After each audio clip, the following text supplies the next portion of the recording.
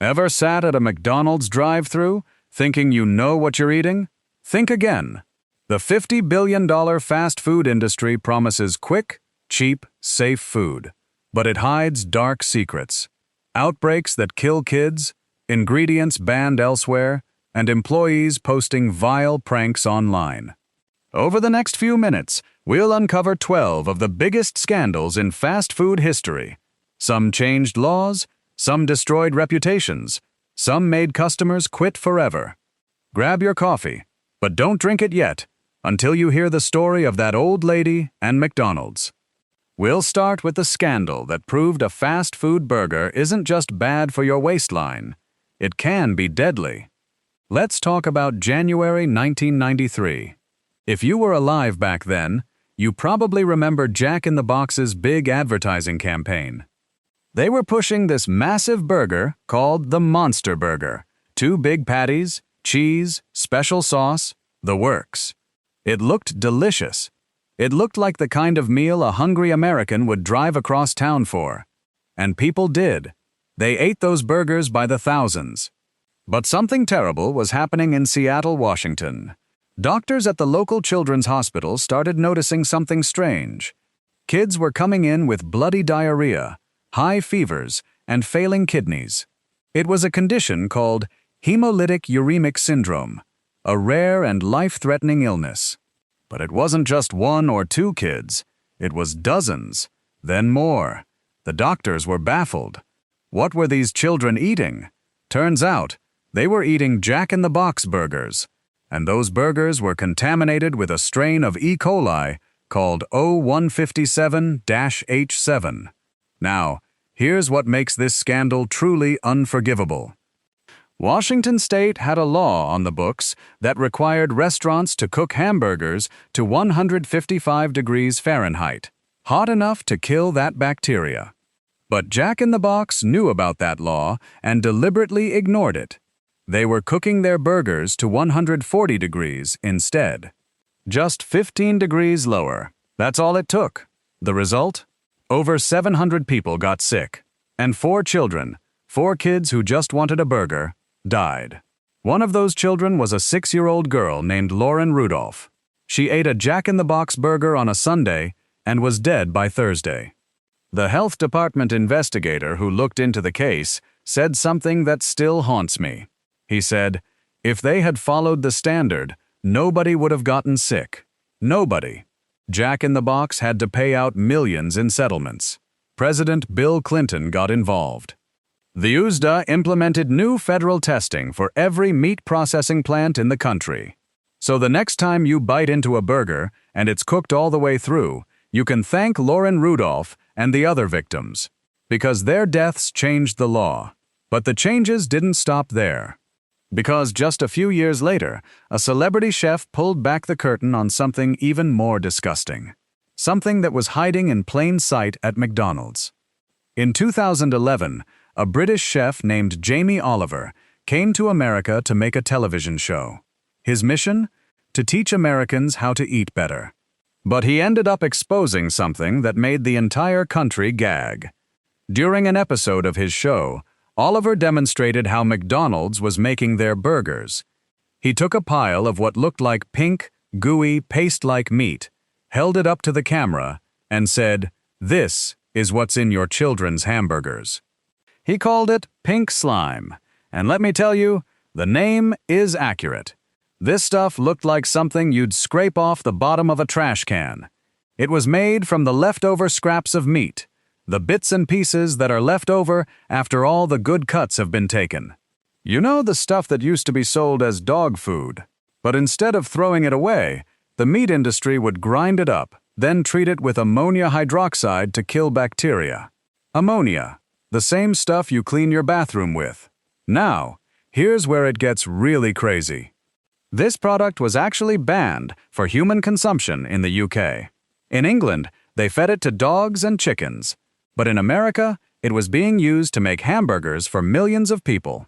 McDonald's initially claimed they'd already decided to stop using pink slime before Oliver's show even aired. But the pressure from the public was so intense that they had to make a public announcement. Burger King and Taco Bell followed suit. But here's what I want you to think about. Before 2011, nobody knew about pink slime. Nobody. Millions of Americans had been eating meat that had been rinsed in ammonia, and they had no idea. They trusted the golden arches. They trusted the smiling clown. And that trust was completely misplaced. So now you know. The next time someone tells you that fast food is safe, you can tell them about Lauren Rudolph. You can tell them about pink slime, and you can ask them, what else are they hiding? All right. So we've covered burgers that kill and burgers made from ammonia-rinsed scraps. But what about tacos? Surely those are safe, right? Well, in 2011, a class action lawsuit was filed against Taco Bell that made everyone do a double take at their crunchy shell. The lawsuit claimed that Taco Bell's beef wasn't really beef, at least not in the way you'd expect. According to the plaintiffs, the mixture Taco Bell was calling seasoned ground beef actually contained only about 35 to 36% actual beef. The rest was a cocktail of things that sound like they belong in a chemistry lab. Things like isolated oat product, autolyzed yeast extract, and something called sodium phosphate. That's a fancy name for an anti-caking agent, the kind of stuff you'd find in processed cheese, not in what you thought was a meat product. Now, the USDA has a very specific definition of what counts as beef. To be labeled as taco meat filling, a product has to contain at least 40% meat. Taco Bell didn't meet that standard. They were technically selling something that couldn't legally be called what they were calling it. Taco Bell fought back, of course. They called the lawsuit baseless and filled with misinformation.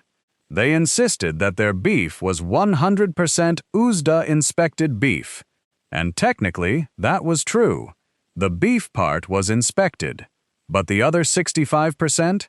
That was oat products, soy fillers, and chemical binders. Here's what really gets me. People had been eating those tacos for years, thinking they were getting a protein-packed meal. And all along, they were mostly eating processed grain and additives. It wasn't dangerous, exactly, but it sure wasn't what they paid for. And for people who thought they were avoiding gluten or soy because of allergies, this was a major issue, because that beef might have been making them sick without them even knowing why. So the next time you bite into a Taco Bell taco and wonder why it tastes so consistent, you know the secret. It's not because they're master chefs. It's because they're master chemists. But if you think that's bad, wait until you hear about Subway's tuna sandwich. Because when scientists did DNA tests on that one, they found something pretty shocking.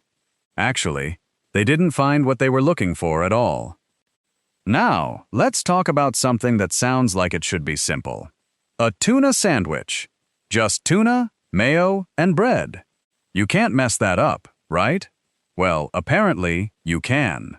In 2021, the New York Times commissioned an investigation that sent shockwaves through the fast food industry. They sent samples of Subway's tuna sandwiches to a DNA testing lab, and the results? They couldn't find any identifiable tuna DNA. Not some, none.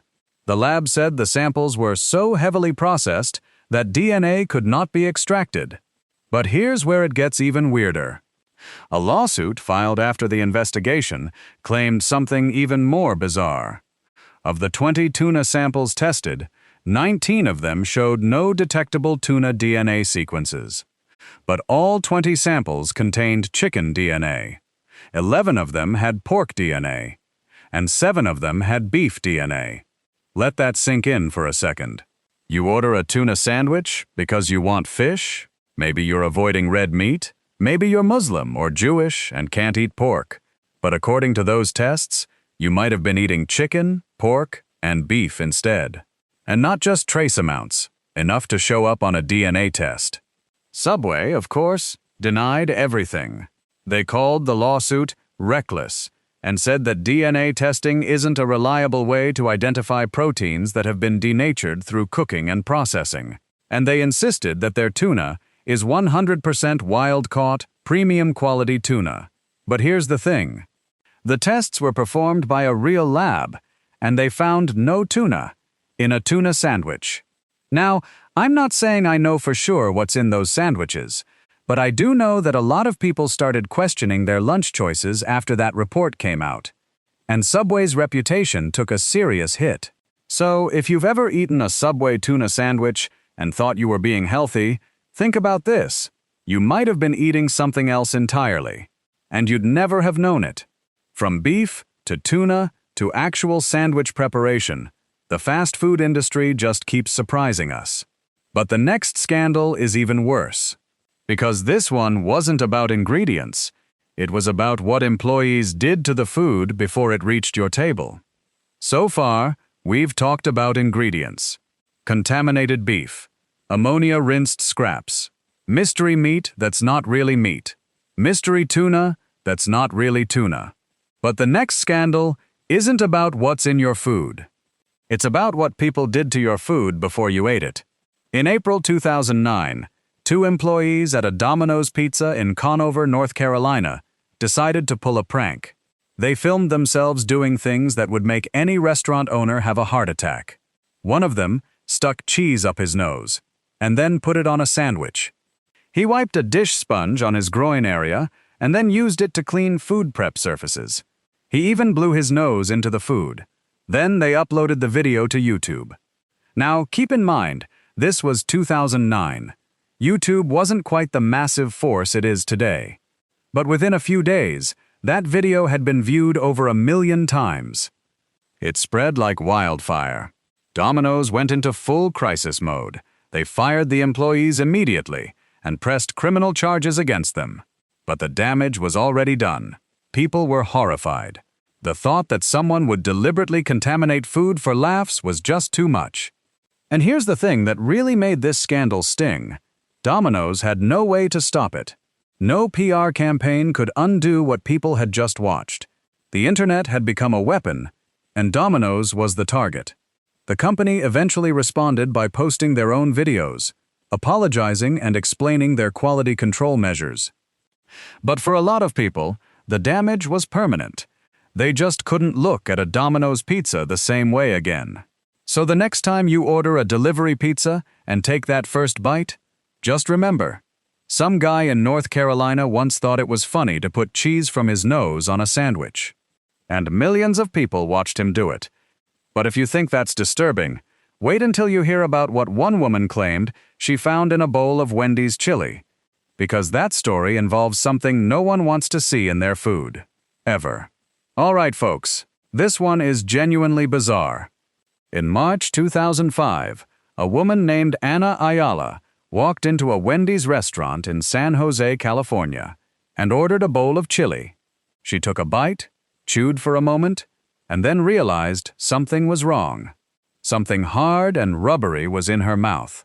She spit it out, and there it was, a human finger. A real, actual finger, about 1.5 inches long. Ayala immediately called the police and hired a lawyer. The story went national. You couldn't turn on the news without hearing about the Wendy's finger case. The company's stock price took a nosedive. Customers stopped eating there. It was a PR nightmare. But here's where it gets really strange. The police launched an investigation, and it didn't take them long to figure out that something didn't add up. The finger wasn't cooked into the chili. It was clean. It looked like it had been dropped in at the last second. And it didn't match any of Wendy's employees. They had all their fingers. Eventually, the truth came out. That finger belonged to a man who worked at a construction company. He'd lost it in an accident months earlier. And that man? He was a friend of Ana Ayala's husband.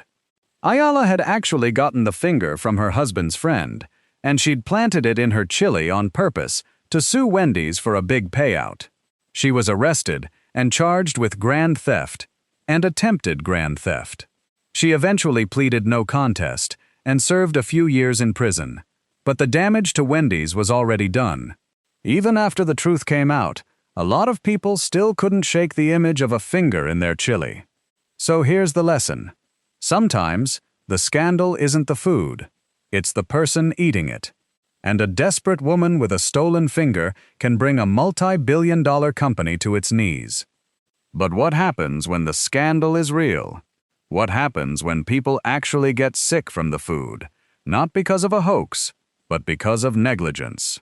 That's exactly what happened at Chipotle, and it's one of the most shocking stories in fast food history.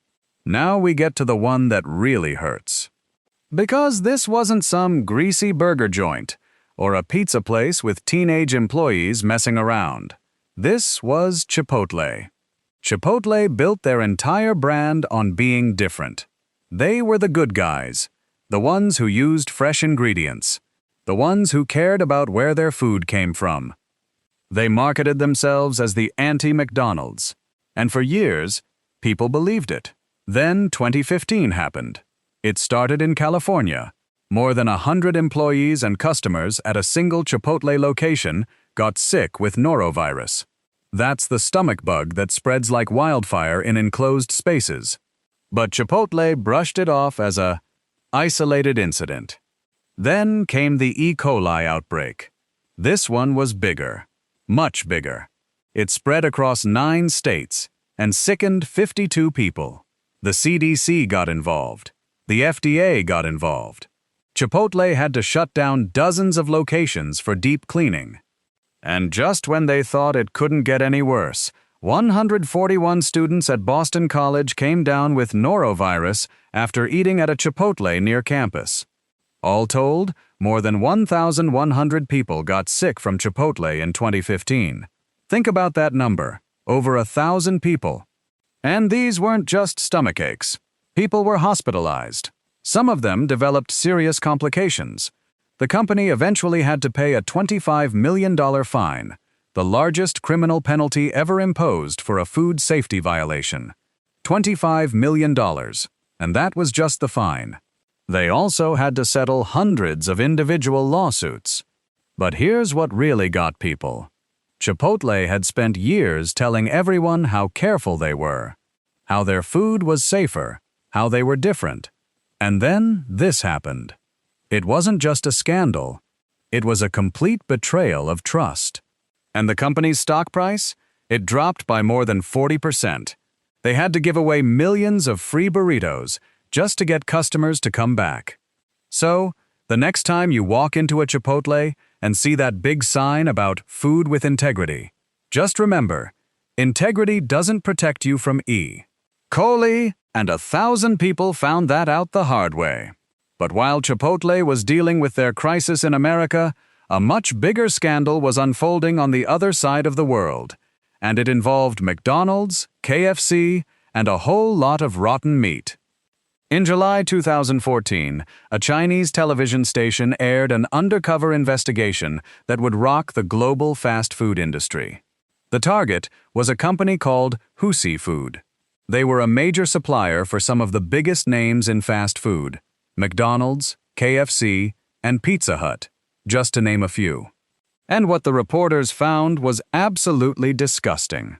Workers at the Husi plant were taking expired meat, chicken that had been past its sell-by date for 2 weeks, beef that was 6 months past its expiration, and they were processing it anyway.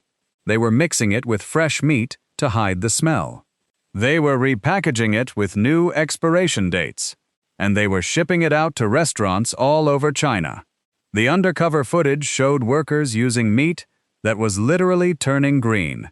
They were spraying it with chemicals to make it look fresher, and they were doing it right out in the open, like it was no big deal. When the story broke, McDonald's and KFC had to pull all Husi products from their menus immediately. 5 people were arrested. The Chinese government launched a massive investigation, and here's where it gets really scary. Husi wasn't some small, shady operation. They were a legitimate supplier for multinational corporations. The meat they were selling was ending up in burgers and chicken sandwiches that people were feeding to their kids. KFC's sales in China dropped by double digits. McDonald's took a huge hit too. And the whole thing exposed a massive weakness in the global food supply chain. Nobody really knows where their meat comes from.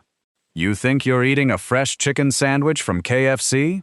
The truth is, That chicken might have been sitting in a warehouse for 6 months, and the only reason you didn't get sick is because they cooked it at a high enough temperature to kill the bacteria. So the next time you bite into a fast food burger, just remember, that patty might have started its journey in a factory where expired meat was being sprayed with chemicals to make it look fresh. And the people who sold it to you knew exactly what they were doing. So we've talked about contaminated beef. We've talked about fake beef. We've talked about fake tuna, dirty pizza, a finger in chili, and expired meat from China.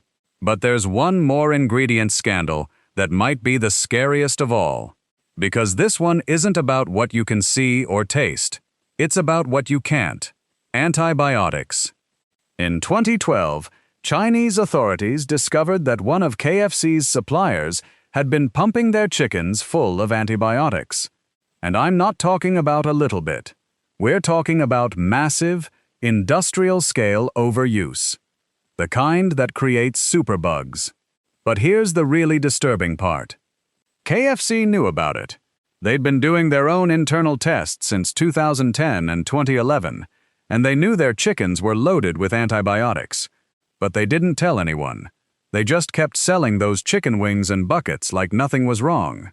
When the story finally broke, it was a disaster. KFC's sales in China plummeted. They had to issue public apologies and promise to change their suppliers. But the damage was done. People realized that the chicken they'd been eating for years might have been making them resistant to the very drugs that could save their lives. And the problem didn't stop in China. Fast forward to 2024, and Chick-fil-A quietly changed their policy. They'd been advertising no antibiotics ever since 2014. But suddenly, they announced they were switching to no antibiotics important to human medicine. That's a fancy way of saying they were going to start using some antibiotics again. Customers noticed. People started complaining that the chicken didn't taste the same. Some said it was harder to digest. And Chick-fil-A tried to downplay it, saying it was just a supply chain issue. But everyone knew what was really happening. They were cutting corners. So let me ask you something. If you think you're eating antibiotic-free chicken, but the company is quietly changing their policy without telling you, are you really getting what you paid for? The answer is no. You're getting whatever they decide to give you, and you're finding out about it years later when someone finally blows the whistle. But all of this pales in comparison to the next scandal. Because this one involves a woman, a hot cup of coffee, and a lawsuit that changed the way every fast food restaurant in America serves drinks. You've probably heard of this case, but I guarantee you don't know the real story. In 1992, a 79-year-old woman named Stella Liebeck was riding in her grandson's car. They had just pulled into the parking lot of a McDonald's in Albuquerque, New Mexico. Stella ordered a cup of coffee. Now, she wasn't driving. She was the passenger. The car was parked. She put the cup between her knees to take the lid off and add some cream and sugar. And that's when the coffee spilled. It wasn't a little spill. The entire cup of scalding hot coffee poured right into her lap. Stella was wearing cotton sweatpants, and the liquid soaked right through. She suffered third-degree burns over 16% of her body. Her thighs, her groin, her abdomen, all covered in blisters. She had to be hospitalized for 8 days and went through multiple skin grafts. And here's the part nobody tells you. Stella wasn't looking for a payday. She just wanted McDonald's to cover her medical bills, which came to about $20,000. She offered to settle for that amount. McDonald's said no. They offered her $800. So Stella hired a lawyer. And when they went to trial, the evidence was damning. McDonald's had been serving their coffee at 180 to 190 degrees Fahrenheit. That's way hotter than the coffee you'd make at home. Way hotter than coffee at other restaurants. And there was a reason for that. They wanted to keep the coffee hot longer, so people wouldn't feel like they were getting cold coffee on their commute. But here's the kicker. McDonald's had already received more than 700 complaints about people being burned by their coffee. 700. People had been injured, people had been scarred, And McDonald's had done nothing about it. They just kept serving the same dangerously hot coffee. The jury was outraged. They awarded Stella Liebeck $200,000 in compensatory damages and $2.7 million in punitive damages, which was about the equivalent of 2 days of McDonald's coffee sales. Now, I know what you're thinking. You've probably heard this story and thought, that's ridiculous. She spilled coffee on herself and sued for millions. That's exactly what's wrong with America. But let me tell you the truth. Stella was a 79-year-old woman who got third-degree burns because McDonald's didn't care enough to lower their coffee temperature. She offered to settle for $20,000. They refused, and when the jury saw the evidence, they decided to send a message. That message was, you can't injure people and ignore hundreds of complaints just to save a few cents on your bottom line. So the next time you order a hot coffee at a drive-thru, think about Stella Liebeck. She's the reason your cup has a warning label. She's the reason you can buy a cup of coffee without worrying about third-degree burns.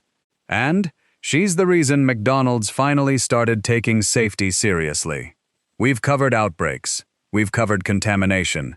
We've covered lies about ingredients.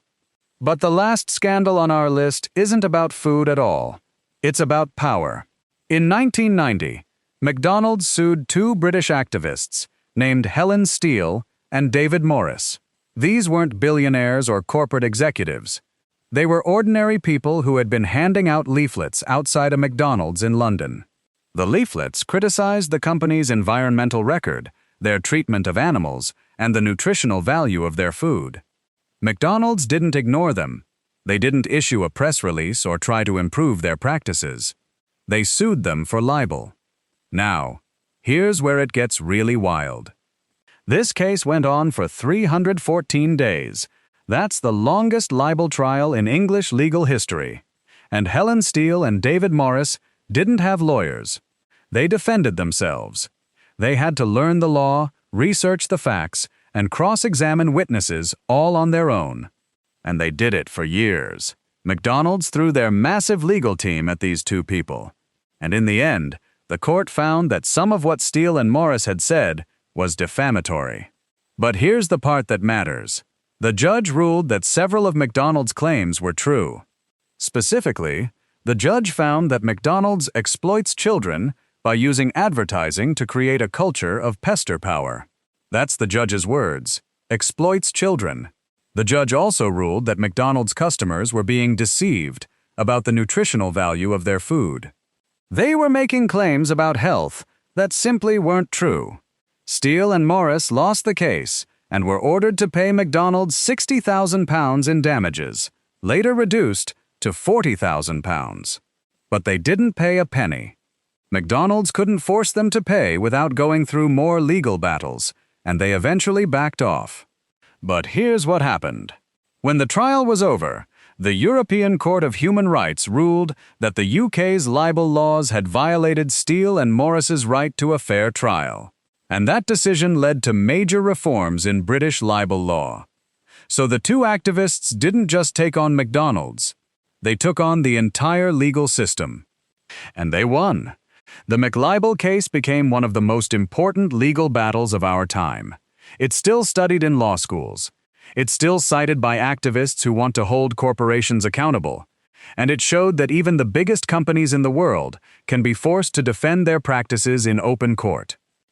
McDonald's thought they could crush 2 ordinary people. Instead, they gave them a platform.